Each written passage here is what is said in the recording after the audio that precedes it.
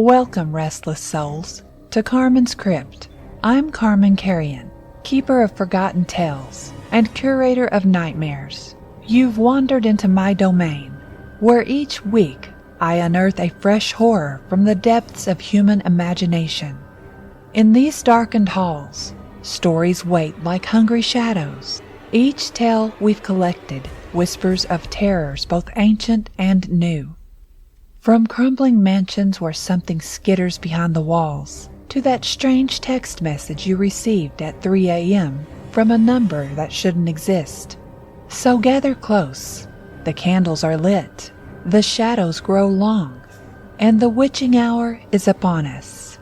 Are you prepared to face what lurks in the darkest recesses of Carman's Crypt? Lock your doors, still your nerves, and remember, here, every fear comes to life. This is Carman's Crypt. Your sanctuary of scares awaits. You know what's scarier than the stories I write? The creative block that hits at 2 p.m. when I'm trying to finish them. There's this moment in writing horror where your imagination is firing on all cylinders. You're visualizing the perfect scare, the exact pace of footsteps down an empty hallway. And then suddenly, nothing. Brain fog rolls in like the mist in one of my stories. That's why I've been reaching for Magic Mind these past few weeks. Not just because they're sponsoring today's episode, but because I genuinely found something that keeps me in that creative zone longer. I was skeptical at first. I mean, who isn't about productivity drinks? But their formula does something different. They use this science called nano-encapsulation that releases caffeine gradually throughout your day. No jitters, no crash. Just a steady focus that feels, well, almost supernatural. What sold me was the blend of adaptogens and nootropics. Those big words basically mean ingredients that help your mind adapt to stress while enhancing cognitive function. When I'm weaving complex psychological horror, having that mental clarity without the anxiety is actually game-changing. The other night, I was writing the final scene for the Tenant until 3 a.m., completely lost track of time because I wasn't fighting my own scattered thoughts. That kind of flow state is priceless. If you want to try it yourself, I worked out a special deal. 50% off your first order at magicmind.com/CarmanEDU with code CARMAN50. They even give you 100 days to decide if it works for you. Use the entire pack, and if you're not impressed, they'll refund you completely. Links are in the show notes, as always. Now, let's talk about what happens when the walls of your new home aren't just listening. They're hungry. Welcome to The Tenant. The shed had always been there. At least that's what Elaine told herself as she stood at the kitchen window, coffee mug in hand, squinting at the dilapidated structure at the far end of her new backyard. The real estate listing had mentioned storage outbuilding, but somehow she had pictured something quaint, perhaps a little potting shed where she could start seedlings in the spring. Not this. This was a hunched, weather-beaten thing with warped wooden siding that had long ago surrendered its original color to the elements. The roof sagged in the middle like a spine about to snap, and the single window was opaque with decades of grime.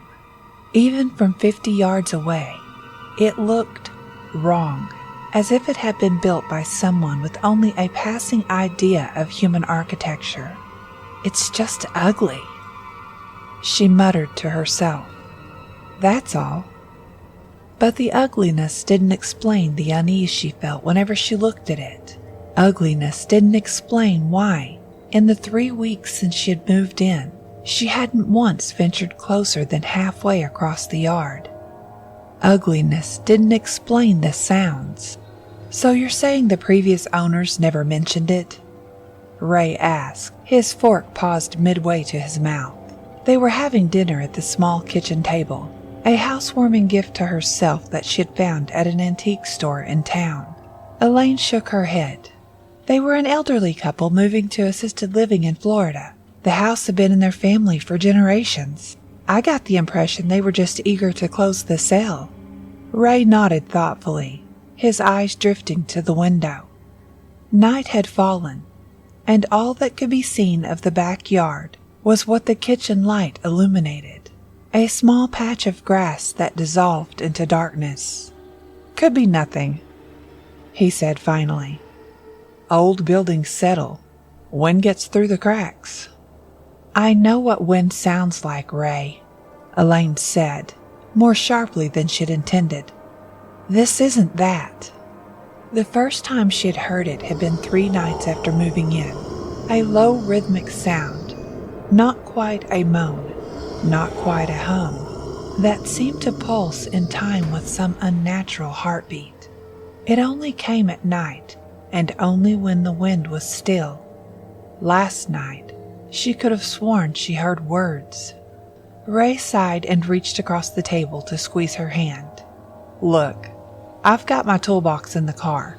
After dinner, we'll go check it out. Probably just needs to be torn down, but at least we can see what we're dealing with." Elaine nodded, not trusting herself to speak.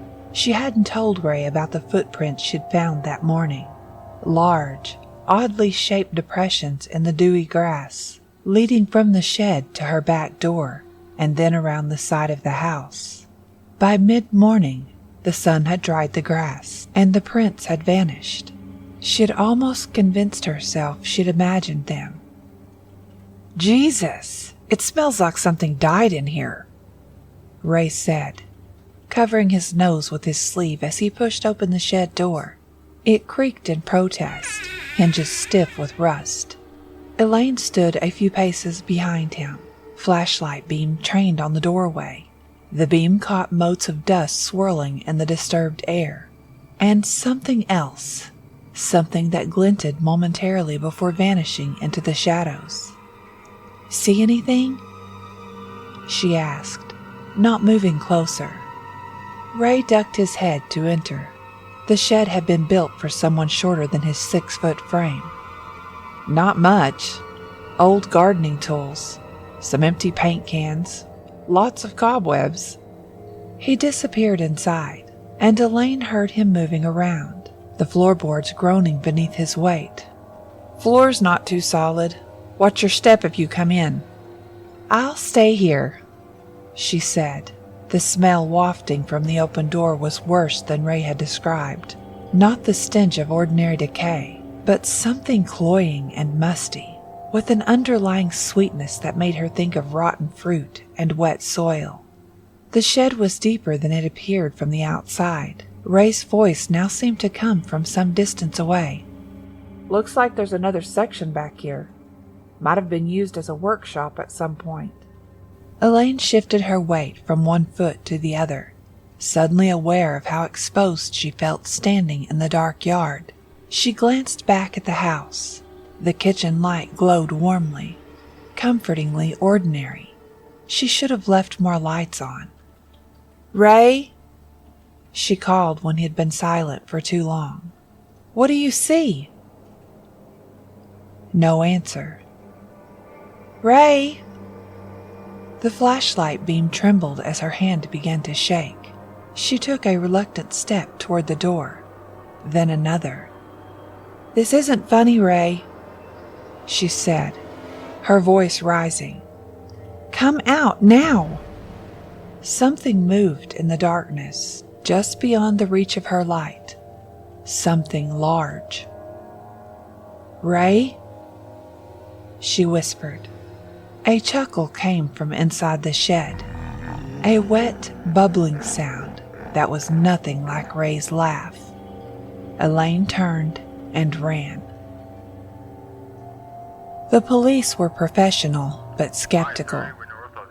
"So, Mr. Peterson entered the shed, and then you heard a strange laugh and fled back to the house?" Officer Mercer reviewed his notes with a frown. "Yes," Elaine said, clutching her third cup of coffee. Dawn was breaking outside, pale light filtering through the kitchen windows. She had spent the night huddled in the living room, doors locked. 911 dialed into her phone, not sent until morning was imminent. Somehow, calling for help would make it real. Just before dawn, she made the call. Officer Mercer's partner, a heavy-set woman named Dooley, returned from the backyard. "Shed's empty," she reported. "No sign of disturbance or struggle. No footprints except the homeowner's and ours." Mercer nodded as if this confirmed something. "Ms. Reynolds, is it possible Mr. Peterson left on his own? Perhaps through another exit?" "There is no other exit," Elaine said, her voice hollow. "And he wouldn't just leave. His car is still in the driveway. In the meantime, I'd suggest calling some friends or family to stay with. You've had a shock." After they left, Elaine stood at the kitchen window, staring at the shed. In the morning light, it looked almost ordinary. Just a decrepit outbuilding that needed to be demolished. Nothing sinister, nothing impossible. But Ray was gone. She reached for her phone to call her sister, then stopped. Through the window, she saw something move near the shed, a flicker of motion at the edge of her vision. When she looked directly at it, there was nothing there. But a moment later, she saw it again, something darting behind the shed, keeping to the shadows. Something that moved like nothing she'd ever seen before. Maybe a large animal. But here, the only possibility was a raccoon. But this was too big. Way too big. Elaine's hands trembled as she dialed her sister's number. The phone rang 3 times before Susan answered, her voice bright with familiar warmth. "Elaine, how's the new house? Getting settled in?" The normalcy of her sister's voice nearly broke her. Elaine sank into a kitchen chair, her eyes fixed on the window, on the shed beyond. "Susan," she whispered, her voice cracking. "Something's happened." "What is it? Are you okay?" The immediate shift to concern in Susan's tone was almost comforting. "It's Ray," Elaine said, the words tumbling out now. "He came over for dinner last night. He went to look at this shed in my backyard, and he didn't come back out." "What do you mean, he didn't come back out? Elaine, you're not making sense." Elaine took a deep breath, trying to steady herself. "I know how it sounds, but he went in, and then there was this sound. Not his voice, something else. And now he's gone, Susan. The police came, but they didn't find anything. His car is still here." There was a long silence on the other end of the line. Finally, Susan spoke again, her voice carefully measured. "Have you called his family? Maybe he went home another way." "The police are handling that," Elaine lied, unwilling to admit she hadn't even thought of it. "But Susan, there's something wrong with that shed. I don't know how to explain it. I think something took him." Another pause, longer this time. Elaine could almost see her sister's face, the little furrow between her brows that appeared whenever she was trying to make sense of something that defied logic. "I'm coming over," Susan said abruptly. "I can be there by evening. Just hold tight." Relief flooded through Elaine, followed immediately by fear. "No, wait! I should come to you. I don't think it's safe here." "Nonsense," Susan replied with that familiar big sister authority. "If Ray is missing, you need to be there when they find him. And if something else is going on, I want to see this shed for myself." Elaine wanted to protest further, to insist that whatever was in the shed was dangerous, but she couldn't find the words to make her sister understand. How could she explain the wrongness of it all? "Okay," she said finally, "but be careful when you get here. And Susan, thank you." After hanging up, Elaine spent the afternoon preparing for Susan's arrival. She packed an emergency bag with essentials, clothes, toiletries, her important documents, and placed it by the front door, just in case they needed to leave quickly. Her eyes kept drifting to the window, to the shed that squatted like a malevolent toad at the edge of her property. Twice more she saw movement, a dark shape slipping along the perimeter of the yard, always just at the corner of her vision. The third time, it was closer to the house. She pulled the curtains closed and tried to focus on gathering her thoughts, but all she could think about was Ray's voice fading as he moved deeper into the shed. A shed that looked 20 feet deep at most from the outside. She was reaching for her phone to call the police again, to insist they look harder, break up the floorboards if necessary, when she heard it, a soft scraping sound at the back door, like fingernails or claws. Elaine froze, the phone halfway to her ear. The scraping came again, followed by a gentle tapping. Almost polite, as if something was knocking, asking to be let in. "Ray?" she whispered, though she knew it wasn't Ray. The tapping stopped. Then, from the other side of the door, "Elaine!" The voice was thick and wet, like someone speaking through a mouthful of syrup. It had the cadence of Ray's voice, the same inflection on the second syllable of her name, but it was all wrong. Too deep, too resonant, as if multiple throats were producing the sound at once. "Let me in, Elaine." A pause. "It's cold out here." Elaine backed away from the door, bare feet silent on the kitchen tile. "I saw something in the shed," the voice continued, dropping any pretense of being Ray. "Something wonderful. Let me show you." A thud against the door made her jump. Then another. Something heavy was throwing itself against the wood. Elaine turned and ran through the house to the front door, fumbling with the locks. Behind her, she heard a splintering crack as the back door gave way, and footsteps, wet slapping steps, moving rapidly through her kitchen. Susan found her sister sitting in her car at the end of the driveway, keys in the ignition but the engine off. Elaine's face was slack, her eyes fixed on the house. "Elaine?" Susan tapped on the window. "What are you doing out here? It's getting dark." Elaine turned slowly, as if coming out of a trance. When she saw Susan, she burst into tears. Later, huddled in a motel room 10 miles away, Elaine told her everything. The sounds from the shed, Ray's disappearance, the thing that had come to her door trying to wear Ray's voice. "I'm not going back out there," she finished. "Not ever." Susan, practical to a fault, suggested calling the police again, or hiring a private investigator to look for Ray. "There has to be a rational explanation," she insisted. "There isn't," Elaine said flatly. "Whatever's in that shed, it isn't natural, and now it's in my house." "Then we'll sell the house," Susan said. "You can move in with me until you find something else." Elaine shook her head. "I can't sell it, not knowing what's there. What if a family with children buys it?" Susan didn't have an answer for that. They returned to the house the next day, in broad daylight, with Susan's husband, Mark, accompanying them.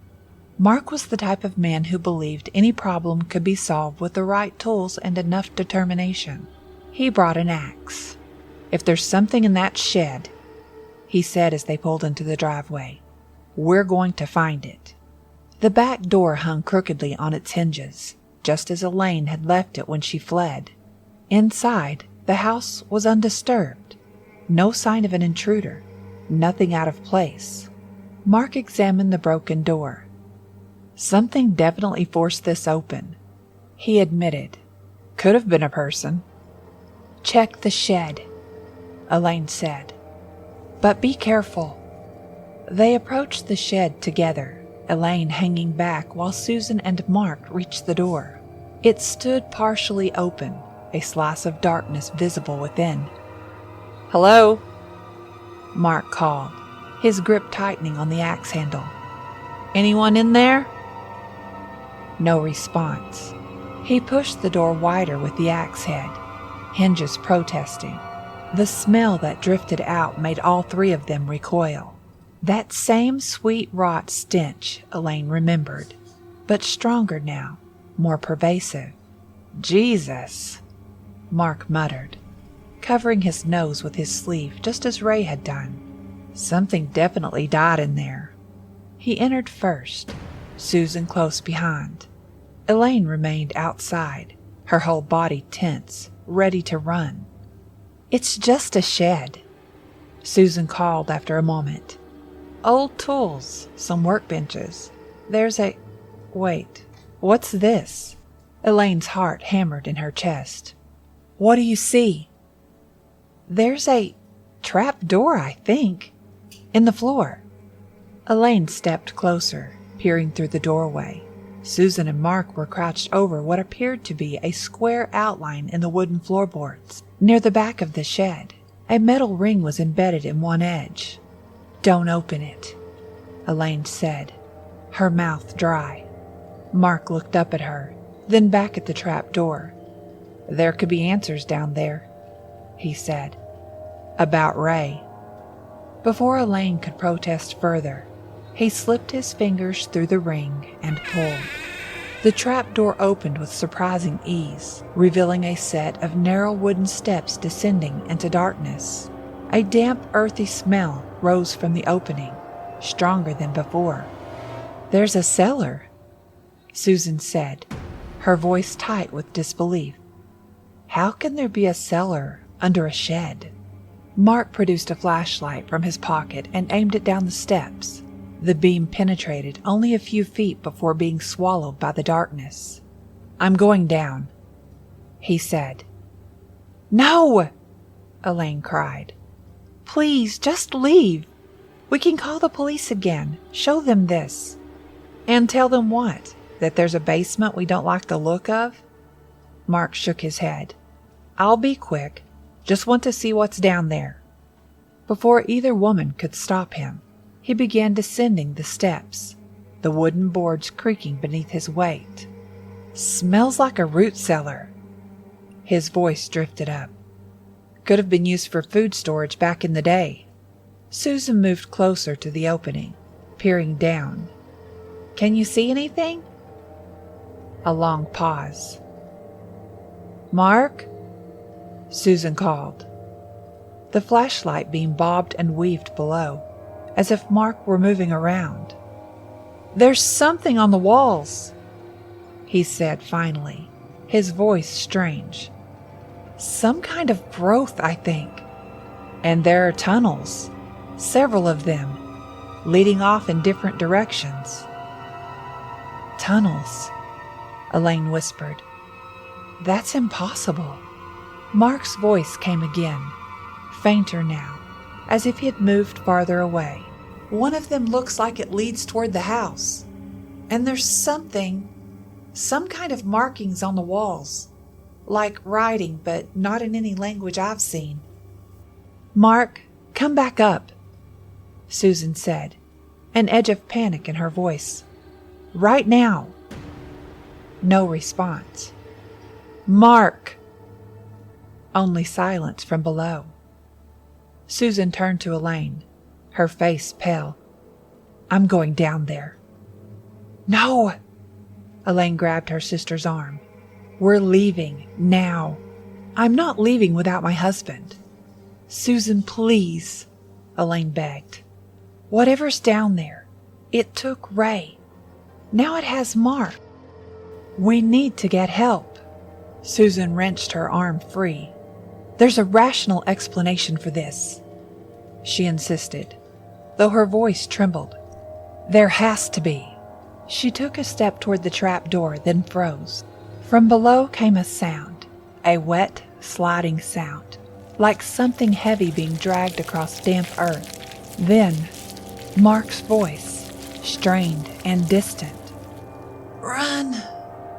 The flashlight beam bobbed wildly below, illuminating something that made Susan gasp and stumble backward. In the momentary flash of light, they saw Mark, or what remained of him.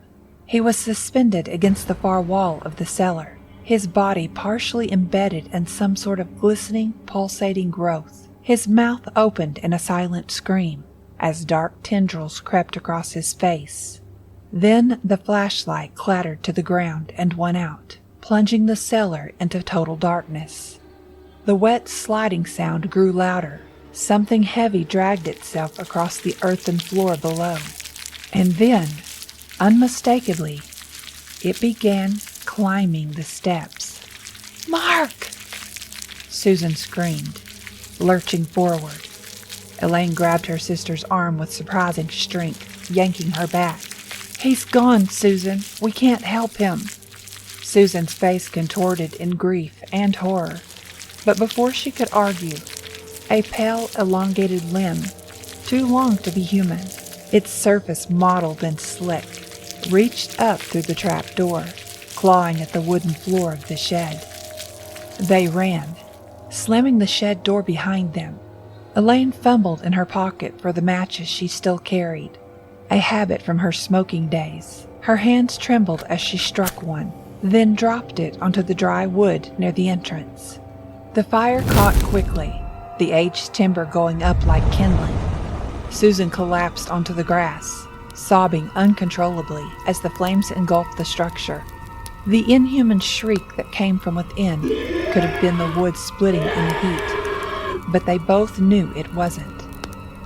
The fire department responded to the blaze within minutes, but by then it was too late to save the shed.